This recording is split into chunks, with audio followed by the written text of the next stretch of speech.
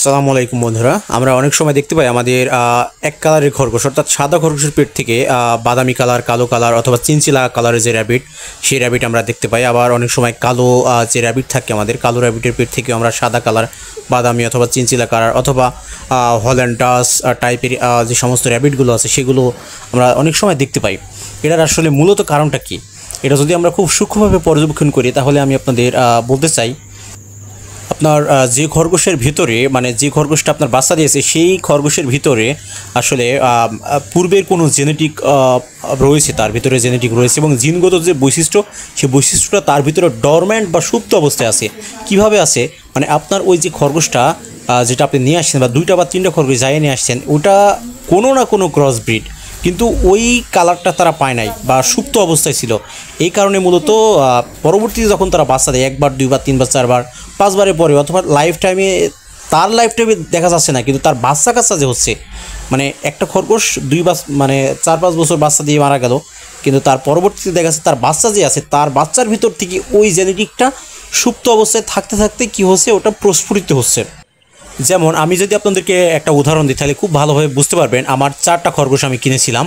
2টা satin angora এবং 2টা হচ্ছে লোকাল ব্রাউন কালার, 2টা ব্রাউনিশ কালার বাদামি কালার এবং 2টা স্যাটিন অ্যাঙ্গোরা। এখন হয়েছে কি, 4টা র্যাবিটের মধ্যে আমার একটা র্যাবিট মারা গেল এবং সেটা ছিল হচ্ছে স্যাটিন অ্যাঙ্গোরার, একটা হচ্ছে মেল, ছোটো অবস্থায় মারা যায়। তখনও মেল ফিমেল বুঝতে পারিনি, কিন্তু আমি তখন প্রাথমিক পর্যায়ে ছিলাম, যে কারণে আমি মেল ফিমেল ওভাবে বুঝতেও চাইনি বা বুঝেও নিয়েও আসছিলাম না। পরবর্তীতে আমার এখানে 3টা খরগোশ টিকে থাকলো আর কি।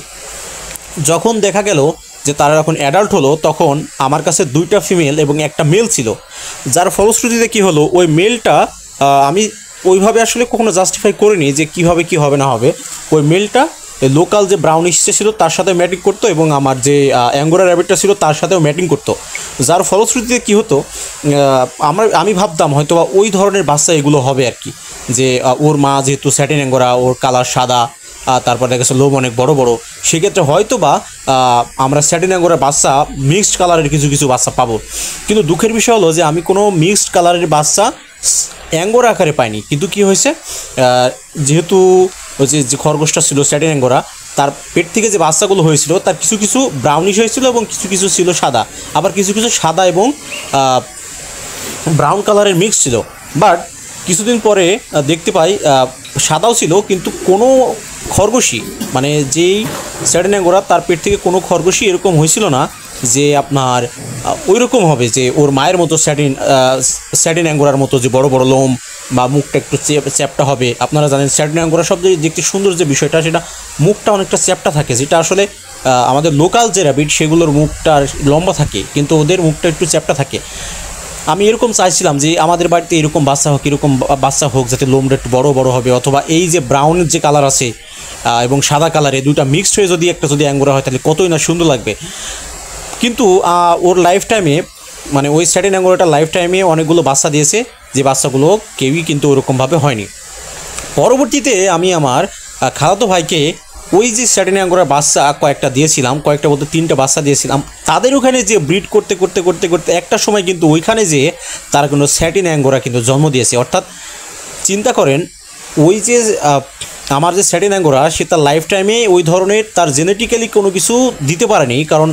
সম্ভবত এটার মূল কারণ হচ্ছে র্যাবিট যেহেতু মেলের ভিতর থেকে আপনার সবচেয়ে বেশি ডোমিনেট করে কালারটা কেমন হবে, আপনার হাইট কেমন হবে, মানে এক কথা জেনেটিক্যালি কেমন হবে সেটা মেলরা আসলে ডোমিনেট করে খরগোশদের ক্ষেত্রে বা অন্যান্য যে কোনো প্রাণীর ক্ষেত্রে মেলটা আসলে ডোমিনেট করে সব থেকে বেশি। এই কারণে হয়তো বা হয়নি। পরবর্তীতে যখন তাদের বাড়িতে 2টা মেল এবং একটা ফিমেল যখন আমি দিয়েছিলাম, ওইখানেই যখন ব্রিড হয়েছে তখন দেখা যাচ্ছে যে অনেক বেশ কয়েকটা বাচ্চা স্যাটিন অ্যাঙ্গোরার মতো হয়েছে, যেটা আসলে অনেক আমাকে প্রলুব্ধ করেছে এবং আপনারা যদি দেখেন আপনারাও বুঝতে পারবেন। এটার একমাত্র কারণ হচ্ছে ওই যে বাচ্চাগুলো ছিল ওই বাচ্চাগুলোর ভিতরে ওই জেনেটিক জিনটা সেটা সুপ্ত অবস্থায় বা ডরমেন্ট অবস্থায় ছিল, কিন্তু পরবর্তীতে যেই মেলগুলো হয়েছিল 2টা মেল এবং একটি ফিমেল যে আমার খালাতো ভাই যে নিয়ে গেছিলো, সে পরবর্তীতে তার ওইখান থেকে ম্যাটিং করার ফলশ্রুতিতে এই মেলের ভিতরে যেই সুপ্ত যে জেনেটিক ছিল সেটা পরবর্তীতে বিকশিত হয়, যার ফলশ্রুতিতে এরকম হয়। অর্থাৎ স্বাভাবিক খরগোশ বা ব্রাউন খরগোশ দেখলেও তার ভিতর থেকে এখন পরবর্তীতে বেশ কয়েকটা স্যাটিন অ্যাঙ্গোরা কিন্তু আমরা পেয়েছি এবং অসম্ভব সুন্দর এবং খুব দেখতে অত্যন্ত